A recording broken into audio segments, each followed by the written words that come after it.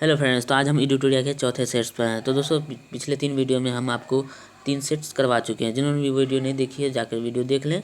और दोस्तों इसमें हम आपको 25 प्रश्न जीके जीएस के करवाएंगे। तो दोस्तों अगर आपको हमारी वीडियो अच्छी लगी तो वीडियो को लाइक, कमेंट और शेयर जरूर कीजिएगा। अगर आप हमारे चैनल पर नए हैं तो हमारे चैनल को सब्सक्राइब जरूर कर लीजिए।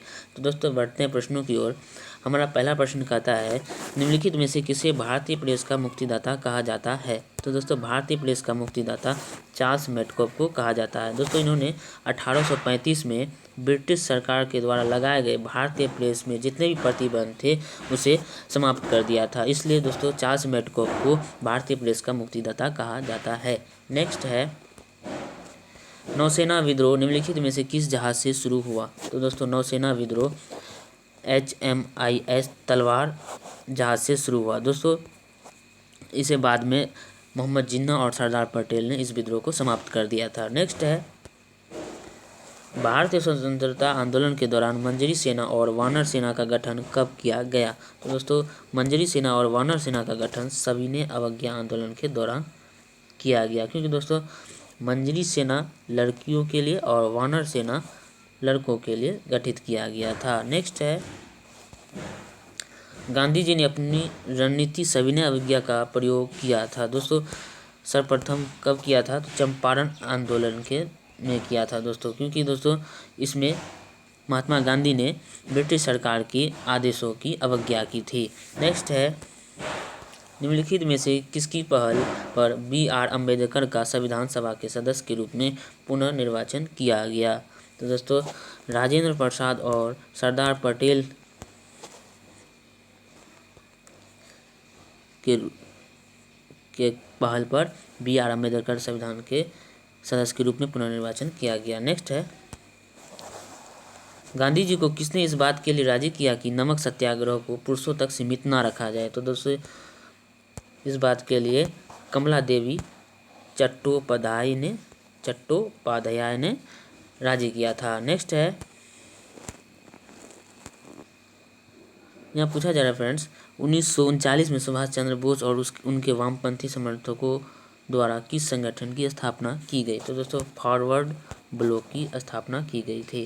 दोस्तों 1939 में जब सुभाष चंद्र बोस ने कांग्रेस पार्टी में त्यागपत्र दे दिया था, तब उसने अपने वामपंथी समर्थकों के साथ मिलकर फॉरवर्ड ब्लॉक की स्थापना की थी। नेक्स्ट है, याद रखना कि पृथक निर्वाचन क्षेत्र बनाकर हम ऐसे घातक विष के बीज बो रहे हैं जिनकी फसल बड़ी कड़वी होगी। यह कथन किसने और किसे संबोधित कर रहा था। तो दोस्तों ये कथन भारतीय सचिव लॉर्ड मार्ले ने वायसराय लॉर्ड मिंटो को कहा था। नेक्स्ट है, भारत में कम्युनिस्ट पार्टी की स्थापना किसने और किस वर्ष की थी। दोस्तों MN रॉय ने 1925 ईस्वी में की थी। नेक्स्ट है, निम्नलिखित में से किसने खिलाफत आंदोलन के संबंध में कहा था कि हिंदू और मुसलमानों में एकता स्थापित करने का ऐसा अवसर आगे 100 वर्षों तक नहीं मिलेगा। तो दोस्तों ये बात महात्मा गांधी ने कहा था। नेक्स्ट है, पाकिस्तान शब्द का प्रयोग सर्वप्रथम किसने किया था। तो दोस्तों पाकिस्तान शब्द का प्रयोग सर्वप्रथम चौधरी रहमत अली ने किया था। इन्होंने 1933 और 1935 में 2 पर्चों में पाकिस्तान शब्द का पाकिस्तान शब्द को गढ़ा था। ठीक है दोस्तों, पाकिस्तान शब्द का अर्थ होता है दोस्तों पाकिस्तान में पंजाब, अफगान, सिंध, बलूचिस्तान, कश्मीर, ये सभी के नाम से पाकिस्तान के नाम को गढ़ा था। नेक्स्ट है, 1920 में निम्नलिखित में से किसने अपना नाम परिवर्तित कर स्वराज्य सभा रख लिया। दोस्तों all India home rule league ने 1920 में अपना नाम बदलकर स्वराज्य सभा रख दिया। All India home rule league की स्थापना 1916 में बाल गंगाधर तिलक ने किया था। नेक्स्ट है, पूछा जा रहा है, निम्नलिखित घटनाओं पर विचार कीजिए तथा नीचे दिए गए कूट से उनका सही कालानुक्रम ज्ञात कीजिए। तो दोस्तों इसका जो आंसर हो जाएगा ये हो जाएगा, पहले दोस्तों रॉलेट सत्याग्रह के बाद असहयोग आंदोलन, उसके बाद चौरा चौरी कांड हुआ दोस्तों, उसके बाद स्वराज पार्टी का गठन हुआ। दोस्तों ये एक क्रम में है। नेक्स्ट है, 1930 में किसने इंडियन रिपब्लिकन आर्मी के नाम पर स्वाधीनता उद्घोषणा जारी की थी? तो दोस्तों सूर्य सेन ने जारी की थी। सूर्य सेन इसका आंसर हो जाएगा। नेक्स्ट है, आज़ाद हिंद फौज का गठन किनके या किसके विरुद्ध लड़ने के लिए किया गया था? तो दोस्तों आज़ाद हिंद फौज का गठन भारत में ब्रिटिश से लड़ने के लिए किया था। आज़ाद हिंद फौज का पहला डिवीज़न का स्थापना मोहन सिंह ने किया था। नेक्स्ट है, कांग्रेस में इनमें से किसने समाजवादी दृष्टिकोण का प्रतिनिधित्व किया था?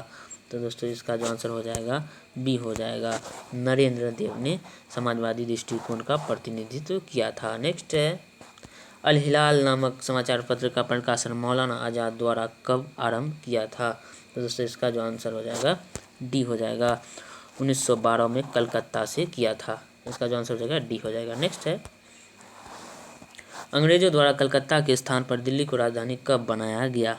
तो दिल्ली को जो राजधानी बनाया गया था दोस्तों 1911 में बनाया गया था। इसका जो आंसर हो जाएगा डी हो जाएगा, 1911। और दोस्तों इन्हीं वर्ष में दिल्ली दरबार 1911 में लगा था। दिल्ली दरबार सर्वप्रथम दिल्ली राजधानी बनने के बाद 1911 में लगा था। नेक्स्ट है, दिल्ली दरबार 1911 में किस सम्राट का राज्य तिलक समारोह हुआ था? दोस्तों इसका जो आंसर हो जाएगा ये हो जाएगा, जॉर्ज प्रथम का राज तिलक हुआ था। नेक्स्ट है, किस हड़प्पा स्थल से चावल उगाने का साक्ष्य प्राप्त हुआ? तो दोस्तों रंगपुर से, हड़प्पा स्थल से यानी रंगपुर से चावल उगाने के साक्ष्य प्राप्त हुए थे। नेक्स्ट है,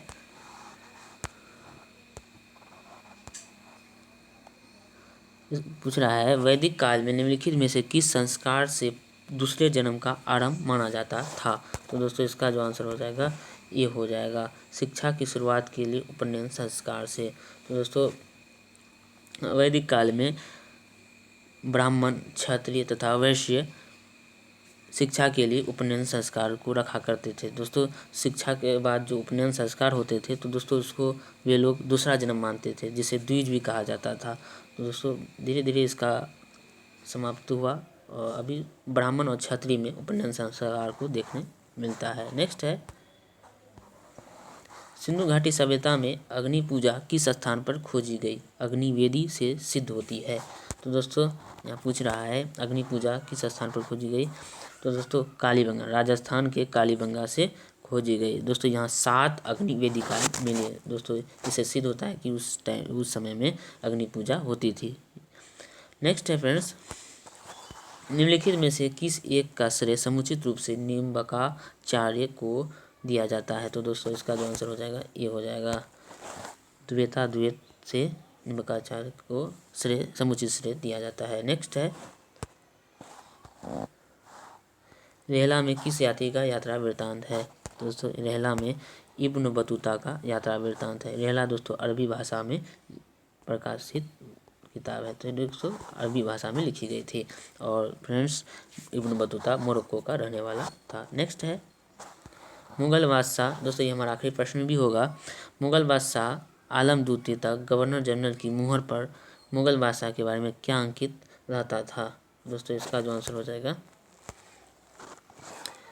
सी हो जाएगा, दिल्ली सम्राट का विशेष सेवक। दोस्तों जब तक शाह आलम द्वितीय का शासन था तब तक अंग्रेज अपने को मुगल बादशाह का प्रजा तथा सेवक कहकर संबोधित करते थे। और दोस्तों उनके मुहर पर भी दिल्ली सम्राट का विशेष सेवक लिखा हुआ रहता था। किंतु दोस्तों बाद में बहादुर शाह आलम द्वितीय को मराठों के खिलाफ उकसाकर मराठों को दिल्ली से निकाल दिया गया और फिर उसकी सेना में अपनी अंग्रेजी सेना मिला दी गई। बाद में सभी पर अंग्रेज़ों का अधिकार हो गया और मुगल बादशाह सिर्फ नाम के लिए ही रह गए। दोस्तों नेक्स्ट है, दोस्तों ये सारे प्रश्न, ये 2 प्रश्न है फ्रेंड्स, इस दोनों प्रश्नों को आपको करना है। पूछा जा रहा है सर्वप्रथम किस मुस्लिम शासक ने अपनी राजधानी दिल्ली स्थानांतरित की? तो दोस्तों इस प्रश्न का आंसर आपको बताना है, कमेंट बॉक्स में आप जरूर बताइए। इसका जो आंसर जो भी सही बताएगा दोस्तों उसको हार्ट करेंगे हम। नेक्स्ट है, सिजदा और पापोश की रस्म दिल्ली सल्तनत के किस शासक ने आरंभ की? दोस्तों इस प्रश्न का भी उत्तर आपको कमेंट बॉक्स में बताना है। ठीक है दोस्तों, उम्मीद करते हैं कि हमारी वीडियो आपको अच्छी लगी होगी। और अगर आप हमारे चैनल पर नए हैं तो हमारे चैनल को सब्सक्राइब जरूर कर लीजिएगा। मिलते हैं अगले वीडियो में।